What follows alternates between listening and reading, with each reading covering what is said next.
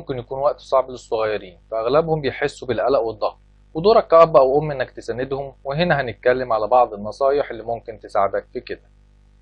واحد، لاحظ علامات الضغط. التوتر بيظهر بشكل مختلف في كل واحد عن التاني، لكن علامات التوتر ممكن تكون الأرق أو النوم الزيادة أو سد النفس أو التفاصيل أو الانفعال أو الصداع أو المغص أو السلبية أو الكسل أو فقد الحماس.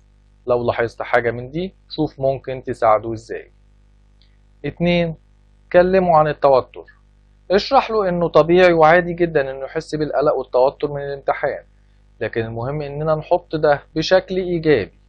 كلمه بصراحة ازاي كنت بتواجه الامتحانات بحيث يكون عنده نموذج ايجابي لإدارة عواطفه ووقته. تلاتة، ساعده يظبط الدنيا.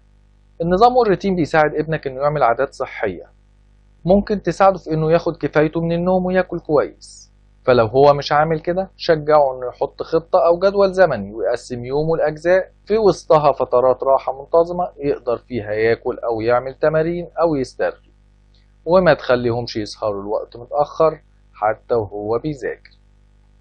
أربعة، ما تحطش عليه. عامل أساسي لضغط الامتحانات إن الواحد يبقى عايز يعمل كويس في الامتحان علشان يخلي أسرته فخورة بيه. فحاول ما تزودش ضغط على اللي هو فيه. خليك مطمئن وإيجابي، وفكره إن في حاجات مهمة في الحياة أكتر من الدرجات، وإن مش درجاته هي اللي تخليك تحبه، وقول له إنك هتفضل فخور بيه مهما حصل. خمسة، خليك دايما موجود. ساعات ابنك بيكون مش مستعد إنه يتكلم ويتفضفض، فما تحاولش تجبره إنه يتكلم، لكن خليك دايما موجود لما يجي هو لوحده في موقف حاسس فيه بضغط أقل وعايز يتكلم معاك. ستة، ساعده يسترخي بعد الامتحان. شوف طريقة تساعده بيها انه يسترخي بعد كل امتحان، علشان ما تخليهوش يفكر في الغلطات اللي ممكن يكون عملها في الامتحان او انه كان ممكن يعمل احسن. بعد كل امتحان ممكن تخرج انت وهو تروحوا تاكلوا اي حاجة بره، او تشوف فيلم في التلفزيون قبل ما تبدأوا المراجعة للامتحان اللي بعده.